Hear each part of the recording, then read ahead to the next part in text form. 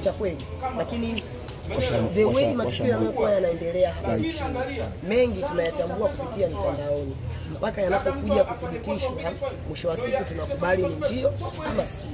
Hata tetesi za usajili wa wachezaji tunaanza kuzipata mtandaoni, mwisho wa siku mhusika anathibitisha ni kweli ama si kweli, na anaweza asithibitishe kwamba ni kweli na ikawa ni kweli kutokana na sisi vyanzo ambavyo tunakuwa tunavitumia kupata zile mambo ambazo tunakuwa tunakifikiria zinazokuwa zimewekwa mtandaoni.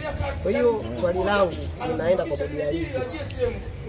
Mpaka leo ni takriban wiki mbili zinakatika, hawajawajibu Young Africans barua yao. Je, uchunguzi utatamatika lini ili Young Africans waweze kupata majibu sahihi? Swali linapokuja swala la Young Africans kutuma barua, why inachelewa kujibiwa tofauti na wapinzani wao wanapokuwa wanatuma barua inajibiwa kwa wakati? Wapinzani kwa maana kama Simba Sports Club anapotuma barua yake ya kuomba kitu fulani inajibiwa kwa wakati kuliko Young Africans anapotuma barua. Kwa hiyo mpaka sasa hivi bado tuna mgogoro. Watu wanasema huwa inakutatiza au ya so watu wa Yanga ni wadau wa mpira, sababu hiyo inatanabaisha kwamba nyie kuna watu mnawasikiliza kwa wakati na kuna watu hamtaki kuwasikiliza kwa wakati. Basi kama mnawasikiliza hamwajibu kwa wakati, kwa sababu mamlaka wanayo wao ambao wanatakiwa kuwajibu Young Africans au wanaotakiwa kuwajibu Simba Sports Club au kuwajibu vilabu vyote ambavyo tunakuwa tunapeleka malalamiko. Kwa hiyo mimi nadhani fikie mahali tuache masuala ya umimi na tufanye kazi, tutumie sheria na kanuni jinsi inavyosema. Tuachane na masuala ya kuanza kusumbuana. Klabu ya Young Africans imepeleka tatizo, nenda toa takwimu, waite viongozi, kaa nao chini, ujue ni jinsi gani mnaweza kulitatua tatizo. Lakini unapokuwa unawaacha wao wenyewe, maana yake hana pa kukimbilia Young Africans, alafu anapochukua hatua ya kwenda kasi au FIFA, mwisho wa siku mnaanza kuwalaumu Young Africans kwamba wameendaje kasi, wameendaje FIFA wakati bado hawajasikilizwa huko. Wewe unategemea nini kama Young Africans? Natarajia majibu ya kwa wakati. Wewe unayetakiwa kulipa majibu kwa wakati, haujalipa majibu kwa wakati. Mimi niendelee kusubiri mpaka lini wakati najua muda wa kujibu unatakiwa iwe wiki moja kizidi sana wiki mbili. Mpaka sasa hivi wiki mbili zimechakatika, tunaongeza na siku zake, lakini hayajajibiwa. Na huu ni mpira ambao muda wote unaisha. Muda wote ligi inatamatika, watu waendelee na shughuli nyingine, kuna michuano mingine.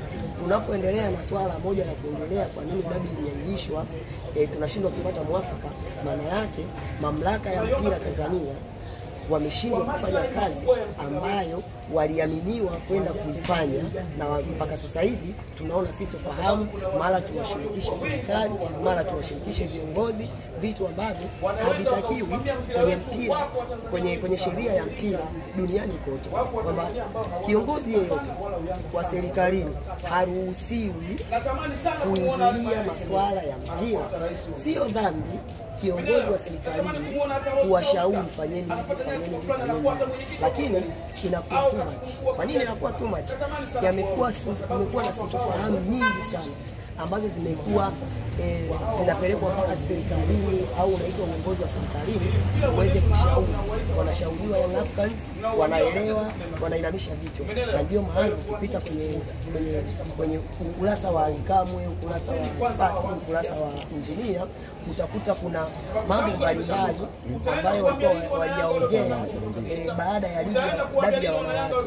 Unagundua kabisa kwamba hapa ilikuwa kana kwamba wamechoka kwa sababu hawasikilizwi. Yani wao wanakuwa tu ni wao kutumiwa kwamba wao busara tumike upande wao, ila wao wanapokosea sheria inafuatwa. Kwa hiyo mimi nadhani fikie mpaka sheria na kanuni, kwa sababu tayari zilishawekwa kwa ajili ya kuendesha mpira wetu, na wapo watu ambao tumewaamini tukawapatia mamlaka ya kuweza kusimamia zile sheria.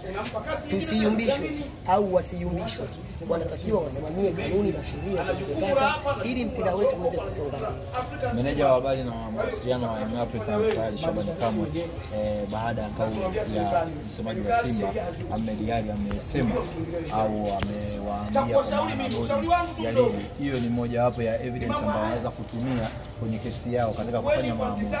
Wewe mtazamo wako ni upi katika hili? Naweza nikasema yuko sahihi, sababu kama mtu ambaye ametoka kwenye klabu ambayo ilihusika ndiye aliyeongea, kuna kila sababu ya kutumia hicho alichokiongea kuweza kuamua sheria. Angekuwa ameongea mtu mwingine, lese ameongea Masanza kutoka Fountain Gate, hapo usingekuwa na umuhimu wa kuanza kulitafuta, lakini ameongea mtu ambaye anafikisha habari kwa watu. Anachokisema Ahmed Ally ni kauli ya uongozi, anachokisema Ahmed Ally ni klabu imesema.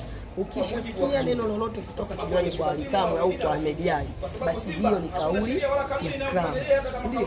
Kwa mimi nadhani tuache kona kona, tunatakiwa tusimamie sheria na kanuni ili tuweze kusogeza mpira wetu mbele, na tuache masuala ya Usimba na Yanga, ama tuache masuala ya busara. Sheria itumike, kanuni iweze kusimama na kila mtu apate haki yake. Shukrani sana mama.